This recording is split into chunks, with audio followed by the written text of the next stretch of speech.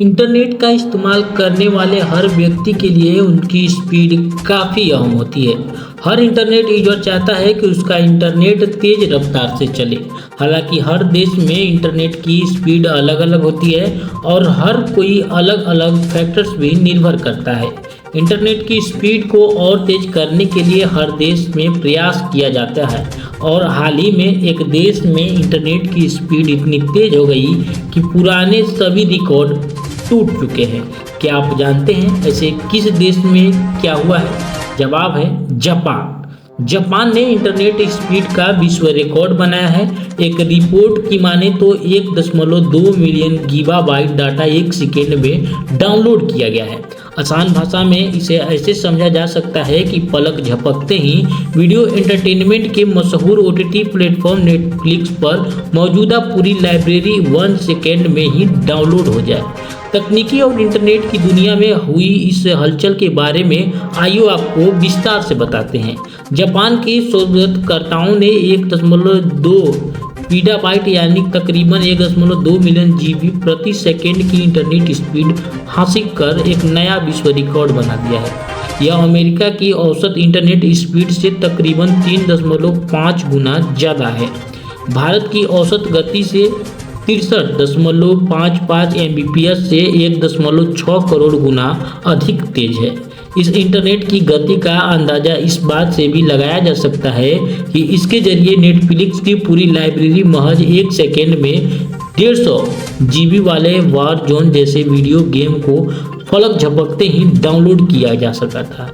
इस उपलब्धि ने केवल जापान नहीं बल्कि विश्व रूप से डाटा ट्रांसफर, स्ट्रीम और कनेक्टिविटी के क्षेत्रों में एक नए युग की शुरुआत को माना जा रहा है।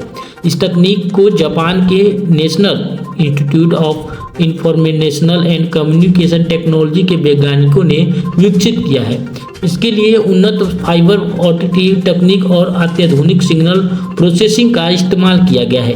यह गति मौजूद दुनिया में औसत घरेलू इंटरनेट कनेक्शन तकरीबन 1 लाख गुना तेज है। इसका 1 सेकेंड में 10,000 से अधिक ultra high definition 4K film download की जा सकती है और यह तकनीक कृत्रिम बुद्धिमत्ता यानी AI, इंटरनेट ऑफ थिंग्स और वैश्विक डिजिटलीकरण की बढ़ती मांगों को पूरा करने के लिए क्रांति बदलाव भी ला सकती है।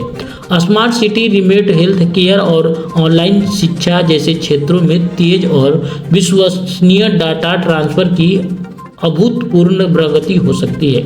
उदाहरण के लिए अस्पताल वास्तविक समय में बड़े पैमाने पर मेडिकल डाटा साझा कर सकते हैं, जिससे दूरस्थ सर्जरी या त्वरित निदान संभव होगा। स्मार्ट सिटी यह तकनीक ट्रैफिक प्रबंधन, ऊर्जा उपयोग और सुरक्षा प्रणालियों को कुशल बना सकती है। साथ ही वैश्विक व्यापार और संचार में डाटा ट्रांसफर की गति बढ़ाने उत्पादन में उल्लेखनीय वृद्धि होगी। इस साल जून में सरकारी संस्थापन राष्ट्रीय संख्याक कार्यालय यानी कि NOCO की स्टडी के बाद सामने आया कि एक अनुमान के मुताबिक भारत के ग्रामीण क्षेत्र में 15 वर्ष और उससे अधिक आयु के वर्ग में 76.3% महिलाएं मोबाइल फ़ोन का इस्तेमाल कर रही हैं, लेकिन 48.4% महिलाओं के पास खुद का फ़ोन नहीं है। हालांकि इस तकलीफ को व्यापक रूप से लागू करने में कई चुनौतियां हैं। मौजूदा नेटवर्क को मल्टी कोर फाइबर और उन्नत हार्डवेयर अपनाने के लिए भारी निवेश की आवश्यकता होगी, लेकिन इस आम उपभोक्ताओं के लिए काफ़ी बनाना अंतर्राष्ट्रीय मानकों को स्थापित करने भी एक कठिन कार्य है। तो देखिए, जापान पहला ऐसा विश्व का रिकॉर्ड बना चुका है जिसके पास अब तक का सबसे ज़्यादा स्पीड वाला इंटरनेट पास है।